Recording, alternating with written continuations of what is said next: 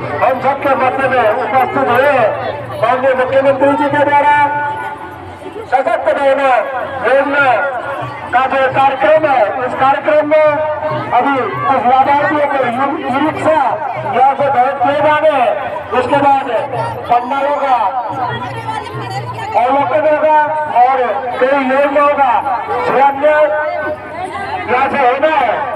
तो मैं सभी लोगों से उम्मीद विभिन्न विकास परियोजनाओं का शिलान्यास हमारे प्रदेश के माननीय यशस्वी मुख्यमंत्री श्री पुष्कर सिंह धामी जी के द्वारा इस वक्त किया जा रहा है।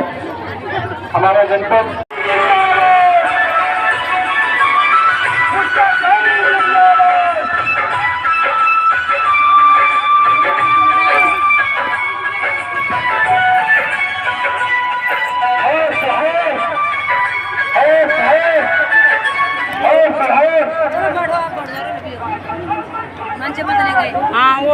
माननीय मुख्यमंत्री जी हम सबके बीच एक बार जोरदार तालियों से माननीय महोदय का स्वागत अभिनंदन करेंगे।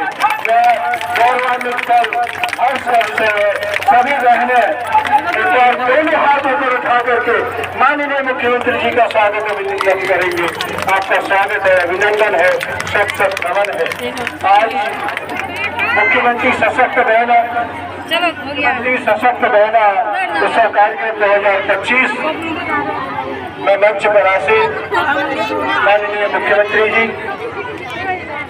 मंचासीन हमारे माननीय दर्जा राज्य मंत्री जी, माताओं बहनों, आप सभी का हार्दिक स्वागत अभिनंदन करते हुए मैं निवेदन करना चाहूँगा हमारे जनपद चंपावत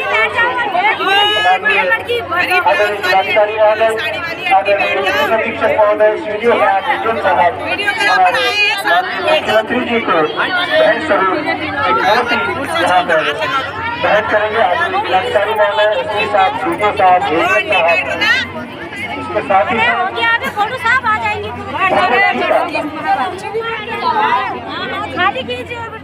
भगवत गीता जो हमें प्रेरणा देती है एक सुशासन का और हम सबके जीवन में रोशनी दिखाती है। मैं भी आप सबका स्वागत करता हूं, आप सबको प्रणाम करता हूं। आज के अवसर पर मैं सभी को दीपावली की भी अग्रिम शुभकामनाएं भी देता हूं।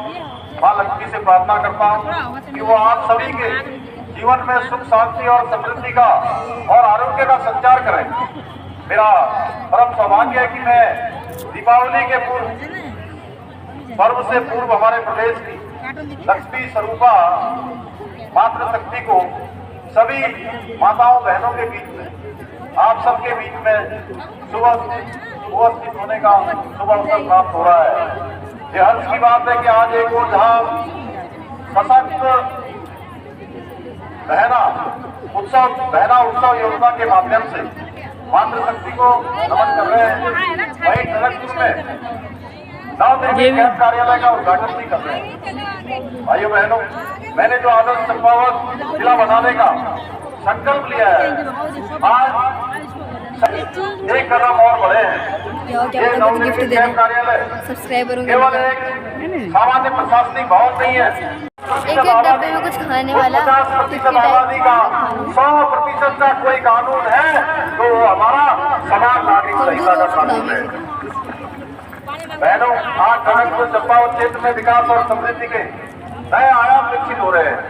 जहाँ एक और टनकपुर इंजीनियरिंग कॉलेज 20 करोड़ 73 लाख की लागत से एकेडमिक ब्लॉक प्रयोगशाला भवन का निर्माण कार्य किया जा रहा है, वहीं से IIT में विकसित करने की प्रक्रिया भी प्रगति पर है। यही नहीं, यहाँ 16 करोड़ रुपए की लागत से राजकीय पॉलिटेक्निक भवन का निर्माण कार्य कराया जा रहा है। इसके साथ ही क्षेत्र में कनेक्टिविटी को और मजबूत बनाने के लिए यहाँ करीब 14 करोड़ की लागत से हनुमानगढ़ी खेतखेड़ा मार्ग पर 8 पुल का निर्माण भी हमने कराया है। वही अब टनकपुर से जौलदेवी मार्ग पर लगभग 55 करोड़ रुपए की लागत से इस्पात 8 पुल का निर्माण कराने के साथ ही 33 करोड़ रुपए की लागत से इस मार्ग के सुधारीकरण का कार्य भी कर रहे हैं। इतना ही नहीं, हम मां पूर्णागिरी मंदिर के लिए लगभग 45 करोड़ रुपए की लागत से रोपवे का निर्माण कराने के साथ साथ सकराली गेट से मां पूर्णागिरी धाम तक 17 करोड़ की लागत से स्ट्रीट लाइट लगाने की योजना पर भी काम कर रहे हैं।